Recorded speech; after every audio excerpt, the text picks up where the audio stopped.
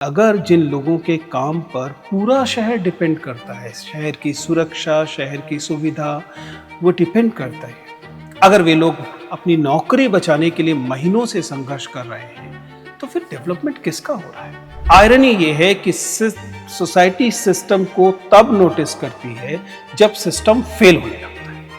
जब तक सब कुछ नॉर्मल चलता है, तब तक ये वर्कर्स लगभग इनविजिबल बने रहते हैं। ये 165 दिनों तक चला, 5 महीने से ज्यादा। जरा सोचिए, कोई व्यक्ति या कोई समूह इतने लंबे समय तक सड़कों पर तभी बैठता है जब उसे लगता है कि उसके सामने बहुत कुछ दांव पर लगा है। जोन 6 के 48 वर्षीय वी उदय कुमार के परिवार का कहना है कि नौकरी छूटने के बाद वे गंभीर आर्थिक संकट, स्वास्थ्य समस्याओं और मानसिक अवसाद का सामना कर रहे हैं। और ये जो टेंशन थी, जो तनाव था, उसके बाद उन्होंने वह फैसला किया।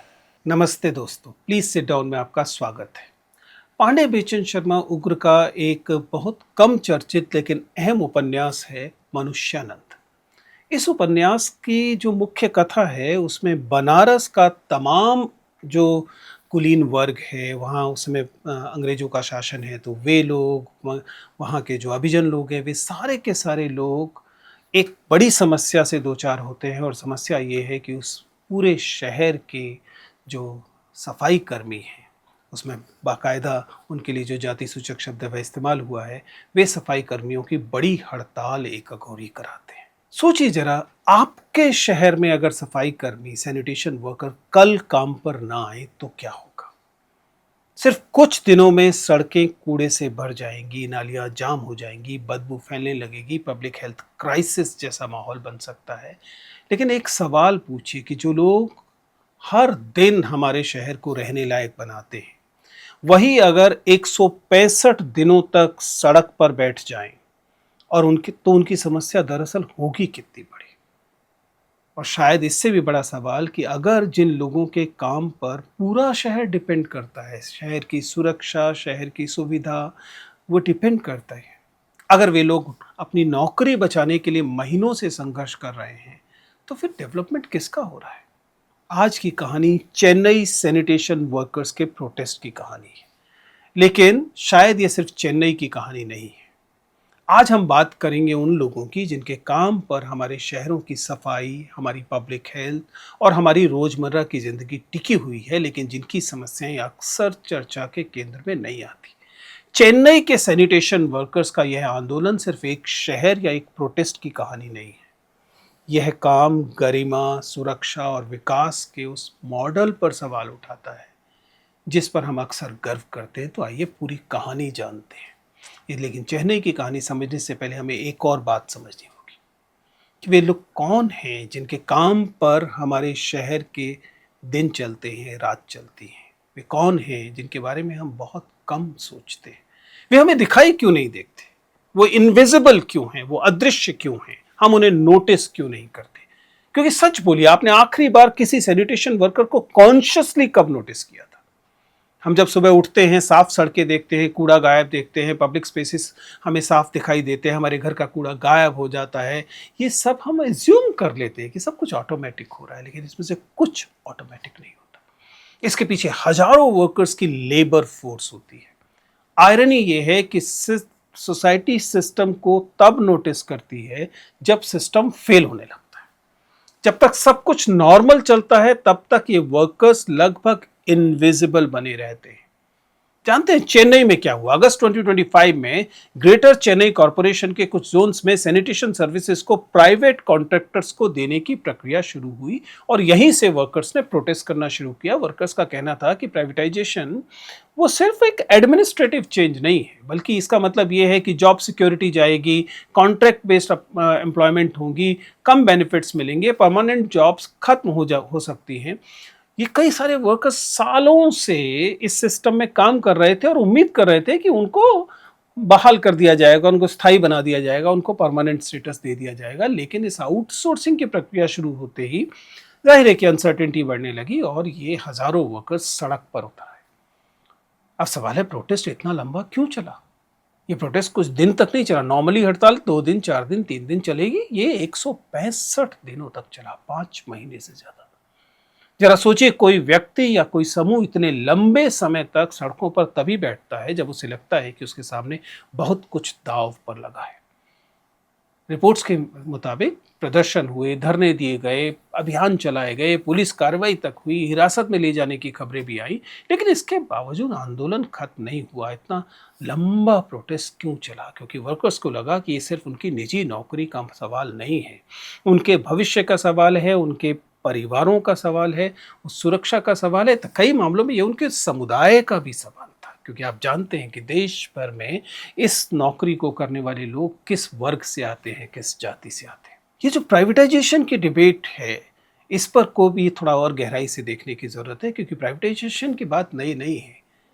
सच्चाई ये है कि प्राइवेट कॉन्ट्रैक्टर भी इन्हीं लोगों से काम कराएगा, लेकिन उस काम के लिए कम वेतन देगा, उस काम के लिए ज़्यादा एक्सप्लॉयटेशन करेगा।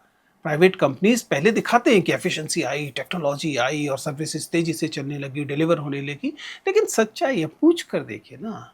मैं तो सीधा पूछता हूँ, एफिशिएंसी का मतलब कर्मचारियों के अगर जॉब सिक्योरिटी छीन लेना है, उनकी परमानेंट नौकरियों की जगह उन्हें कॉन्ट्रैक्ट पे डाल देना है, उनको उनको जब चाहे हायर एंड फायर कर देना है, तो फिर इस एफिशिएंसी की कीमत दरअसल कौन चुका रहा है? आपको हो सकता है कि वो बिजली की चलने वाली झाड़ू से सड़कें थोड़ी ज़्यादा साफ दिखाई देती हों, होती भी हैं या नहीं पता नहीं, पर हो सकता है कि आपको दिखाई देती, लेकिन कीमत कौन चुका रहा है? कोई व्यक्ति 10 साल से, 15 साल से किसी व्यवस्था का हिस्सा है और अचानक उसे पता लगता है कि अब भविष्य उसके हाथ में नहीं रहा, तो क्या उसका भय, उसका डर, सच में आप उसे अनुचित कह सकते हैं क्या? फिर वो बड़ा सवाल कि जो आज भारत के कई क्षेत्रों में दिखाई दे रहा है कि जब हम डेवलपमेंट और एफिशिएंसी के नाम पर लोगों से उनकी सुरक्षा छीन ले रहे हैं, उनकी स्टेबिलिटी छीन ले रहे हैं। और ये मामला केवल इकोनॉमिक्स का है भी नहीं। भारत में सैनिटेशन वर्कर्स का सवाल मैंने इसीलिए मनुष्यानंद का सवाल उठाया था। इस मनुष्यानंद उपन्यास में पूरे के पूरे बनारस के एलीट तबके को ये पता ही नहीं था कि ये समुदाय कैसे काम करता है। और हम बात कब की कर रहे हैं? अंग्रेजों के समय की बात कर रहे हैं, जिस समय कभी कोई जो सीवेज डिस्पोजल है उसके लिए कोई बहुत बड़ी सीवेज व्यवस्था नहीं थी, बनारस में भी नहीं थी। लोग घर से आकर मैला उठाकर लेके जाते थे। हिस्टोरिकली हमारे यहाँ सैनिटेशन वर्क जो है वह मार्जिनलाइज कम्युनिटीज से जुड़ा हुआ है। इसके पीछे एक पूरी जाति व्यवस्था है, हम इसके बारे में जानते हैं। इसलिए ये केवल रोजगार पर हो रही बात नहीं है, ये डिग्निटी पर हो रही बात भी है। सवाल ये नहीं है कि कौन काम करेगा, सवाल ये है कि जो काम कर रहा है उस काम के लिए उसके साथ कैसा व्यवहार होगा। इस इशू को हम केवल लेबर इशू की तरह नहीं देख सकते। मैं तो बार बार कहा है कि ये मामला सोशल जस्टिस का ज्यादा है। हम नंबर्स की बात अक्सर करते हैं, हम आंकड़े की बात अक्सर करते हैं, लेकिन ह्यूमन कॉस्ट को छोड़ देते हैं। 5 महीने तक जो व्यक्ति प्रोटेस्ट कर रहा है उसकी आमदनी हो रही होगी कि नहीं हो रही होगी, उस पर कितना घरेलू दबाव रहा होगा, घर में बच्चों की फीस जा रही होगी कि नहीं जा रही होगी, बच्चों को घर पे कर्जा हो रहा होगा कि नहीं हो रहा होगा, भविष्य को लेकर एक अनसर्टेनिटी होगी कि नहीं होगी। और ऐसे में एक ऐसी कहानी सामने आती है जिसने लोगों को इमोशनल कर दिया। कहानी यह है कि रिपोर्ट्स बताती है कि एक एक्टिविस्ट के जो है वो बता रहे हैं कि टी रवि कुमार नाम के एक सैनिटेशन वर्कर जो रिपोर्टेडली इंजर्ड हो गए थे और जॉब लॉस, फाइनेंशियल प्रेशर और अनसर्टेनिटी के बाद finally he died by suicide. Reports के मुताबिक उनकी मां टीकाबाई ने आरोप लगाया कि पैर में गंभीर चोट लग जाने के बावजूद उनका बेटा लगातार काम पर जाता रहा, लेकिन बाद में उसकी नौकरी चली गई। उनका कहना है कि जब न्याय और उम्मीद दोनों खत्म होते हुए दिखाई दिए तब रवि कुमार ने वह कदम उठाया। सबसे ज्यादा परेशान करने की बात यह है कि रिपोर्ट्स के अनुसार ये कोई अकेली घटना नहीं है। इससे पहले भी कई सैनिटेशन वर्कर्स की मौत बेरोजगारी की वजह से हुई, आर्थिक कठिनाइयों की वजह से हुई, मानसिक तनावों की वजह से हुई, होती है। उदाहरण के लिए जोन 6 के 48 वर्षीय वी उदय कुमार के परिवार का कहना है कि नौकरी छूटने के बाद वे गंभीर आर्थिक संकट, स्वास्थ्य समस्याओं और मानसिक अवसाद का सामना कर रहे थे। और ये जो टेंशन थी, ये जो तनाव था, उसके बाद उन्होंने वह फैसला किया।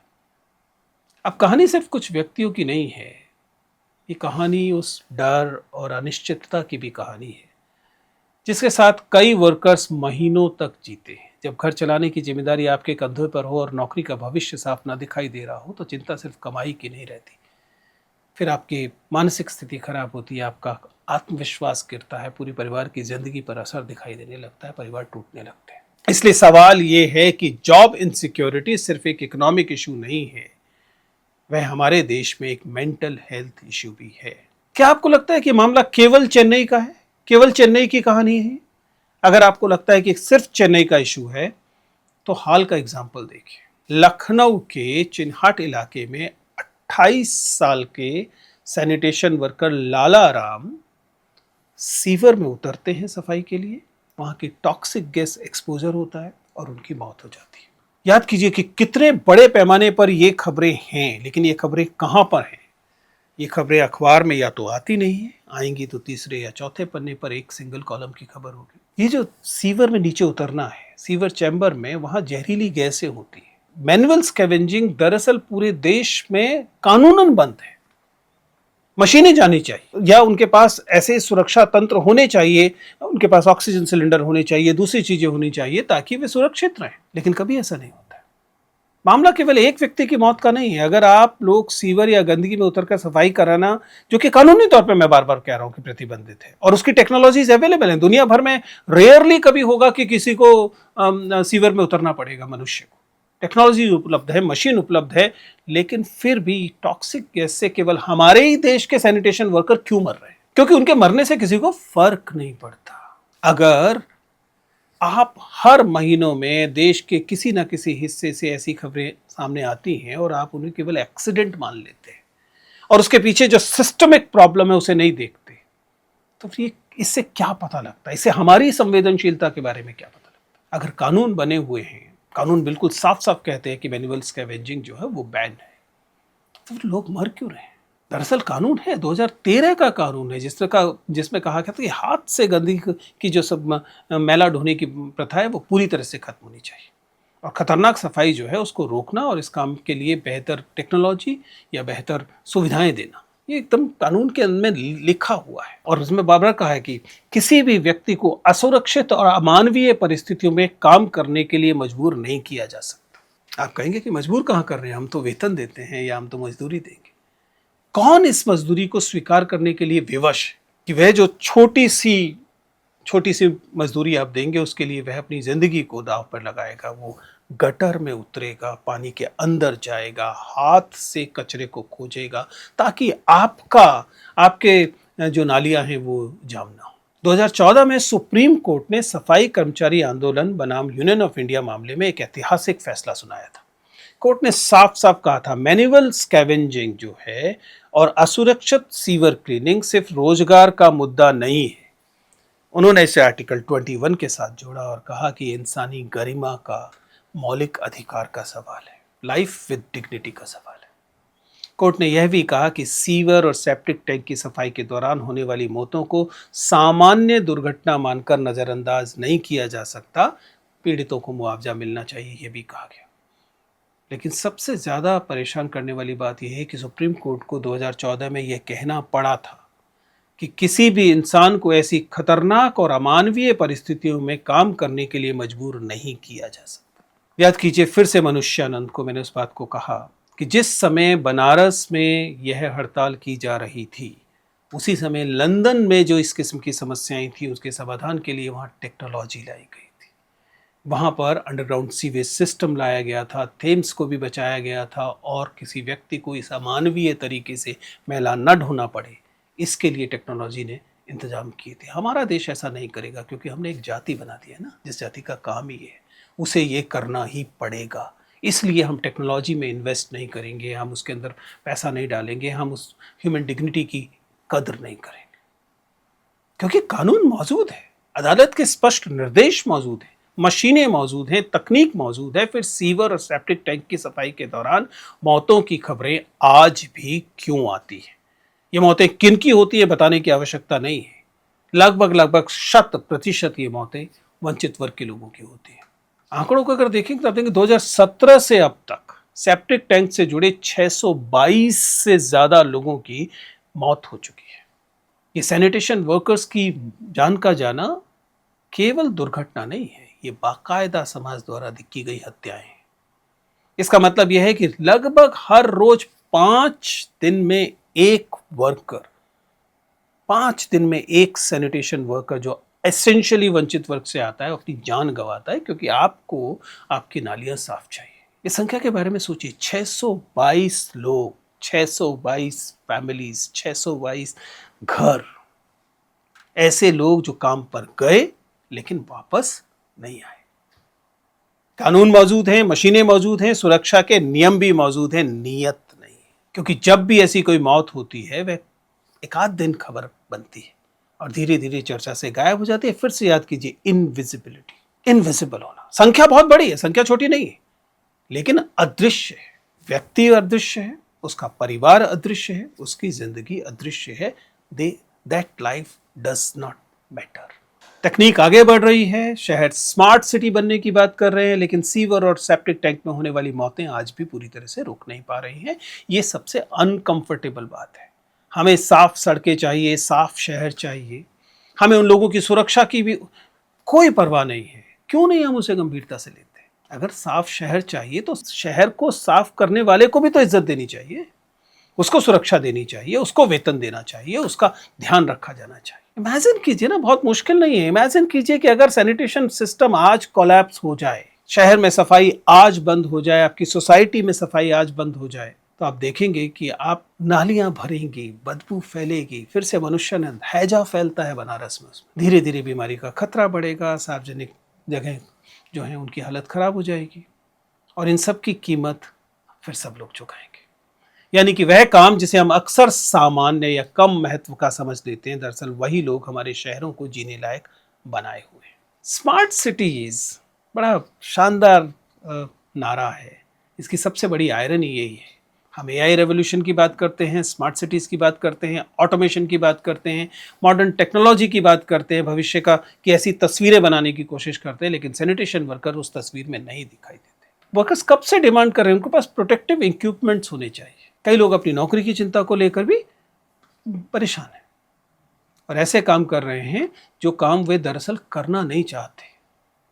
जरा सी लापरवाही होती है और उनकी जान चली जाती है। ये सवाल पूछना बहुत ज़रूरी है कि आपका डेवलपमेंट नई टेक्नोलॉजी, बड़ी इमारतें, चमकती सड़कों से बनता है, या उसमें जो लोग शहर को चलाते हैं उनको सुरक्षित, सम्मानजनक, स्टेबल किस्म की लाइफ देना भी इसमें शामिल है। तो फिर से रिक्वेस्ट है, चेन्नई के सवाल को या बनारस की उस पुरानी हड़ताल के सवाल को या दिल्ली में एमसीडी में हुई हड़तालों को, इनसे चिढ़िए मत। अगली बार जब सुबह साफ दिखाई दे आपकी सड़क तो एक सेकंड के लिए रुक कर सोचिएगा कि जादू से साफ हो गई, क्या वास्तव में कोई इनविजिबल लेबर है, कोई वर्कर है, किसी का त्याग है जो इस काम को कर रहा है।